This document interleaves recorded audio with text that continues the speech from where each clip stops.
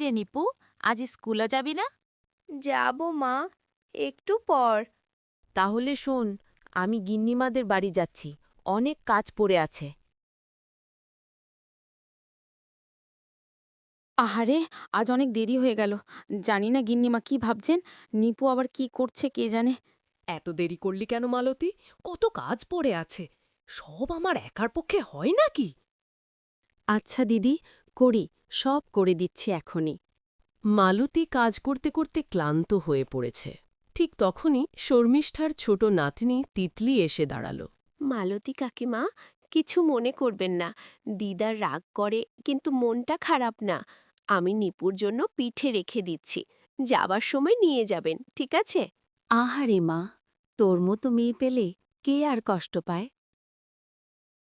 নিপু, শুন তো, একবার এদিকে আয় মা। নিপু দৌড়ে এসে দাঁড়ালো মায়ের সামনে। দেখ, তোর জন্য কি নিয়ে এসেছি। সত্যি মা, এইগুলো এইগুলো আমার জন্য? ইস, আমি তো ভেবেইনি। হ্যাঁ মা, তোর জন্যই।